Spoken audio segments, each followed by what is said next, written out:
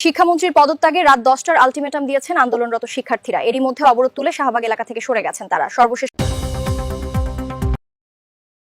এতক্ষণ দেখছিলেন শিরোনাম, এবার বিস্তারিত। শিক্ষামন্ত্রী আ.ন.ম এহছানুল হক মিলনের পদত্যাগের এক দফা দাবিতে উত্তাল হয়ে উঠেছে রাজধানী। বুধবার 15 জুলাই রাত 10টার মধ্যে শিক্ষামন্ত্রীকে পদত্যাগের আলটিমেটাম দিয়ে শাহবাগ মোড়ের অবরোধ প্রত্যাহার করে নিয়েছেন আন্দোলনরত এইচএসসি পরীক্ষার্থীরা।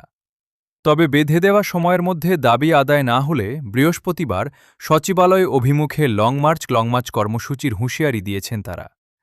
এদিন সন্ধ্যা 6টা থেকে রাজধানীর গুরুত্বপূর্ণ শাহবাগ মোড় অবরোধ করে রাখেন বিক্ষুব্ধ শিক্ষার্থীরা।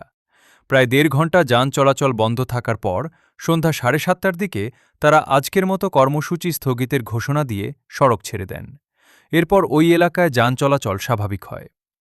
শিক্ষার্থীদের আলটিমেটাম ও হুঁশিয়ারি আন্দোলনকারী শিক্ষার্থীদের পক্ষে ধানমন্ডি আইডিয়াল কলেজের শিক্ষার্থী রাহাত আহমেদ গণমাধ্যমের কাছে তাদের অবস্থান পরিষ্কার করেন। তিনি বলেন, রাস্তা আটকে থাকার কারণে সাধারণ মানুষের ব্যাপক ভোগান্তি হচ্ছে। আমরা জনগণকে কষ্ট দিতে চাই না, তাই সাময়িকভাবে আজকের কর্মসূচি স্থগিত করছি। আমাদের দাবি একটাই, আজ রাত 10টার মধ্যে শিক্ষামন্ত্রীকে পদত্যাগ করতে হবে। দাবি মানা না হলে আগামীকাল সকাল 10টায় সায়েন্স ল্যাবরেটরি মোড় থেকে আমরা লং মার্চ টু সচিবালয় কর্মসূচি পালন করব। যে কারণে শিক্ষার্থীদের এই ক্ষোভ টানা বৃষ্টি ও জলাবদ্ধতার চরম বৈরী আবহাওয়ার মধ্যে এইচএসসি পরীক্ষা গ্রহণ এবং পদার্থবিজ্ঞান পরীক্ষার প্রশ্নপত্রে মারাত্মক ভুল ও মানহীনতার প্রতিবাদে মঙ্গলবার থেকেই ঢাকা, চট্টগ্রাম সহ দেশের বিভিন্ন স্থানে বিক্ষোভ ও সড়ক অবরোধ করে আসছেন শিক্ষার্থীরা। শিক্ষা ভবনের সামনে অবস্থানকালে মেহেদী হাসান হামিম নামের এক এইচএসসি পরীক্ষার্থী ক্ষোভ প্রকাশ করে বলেন, শিক্ষামন্ত্রী তার পদে থাকার নৈতিক যোগ্যতা হারিয়েছেন। প্রশ্নপত্রে ভুলের বিষয়ে তিনি বলেছেন, যারা ভুল প্রশ্নের উত্তর দিয়েছেন তারা পূর্ণ নম্বর পাবেন। তাহলে যারা ওই প্রশ্নের উত্তর করেননি তাদের কি হবে? এভাবে কোনো বোর্ড পরীক্ষা চলতে পারে না। আমরা তার পদত্যাগ চাই।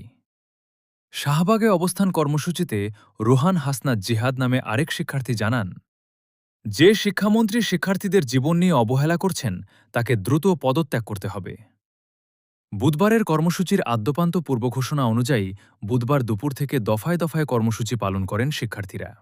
বেলা 2:30 শিক্ষার্থীরা রাজধানীর সায়েন্স ল্যাব মোড় অবরোধ করেন। কিছুক্ষণ পর লং মার্চ টু শিক্ষা মন্ত্রণালয় কর্মসূচির অংশ হিসেবে তারা সচিবালয়ের উদ্দেশ্যে যাত্রা শুরু করেন। বিকেল 4:00 শিক্ষা ভবনের সামনে পৌঁছালে পুলিশের ব্যারিকেডের মুখে পড়েন শিক্ষার্থীরা। সেখানে অবস্থান নিয়ে তারা শিক্ষামন্ত্রীর পদত্যাগের দাবিতে স্লোগান দিতে থাকেন। সন্ধ্যা 7:30 আলটিমেটাম দিয়ে আজকের মতো অবরোধ তুলে নেন আন্দোলনকারীরা। চ্যানেলটি ভালো লাগলে সাবস্ক্রাইব করে বেল আইকন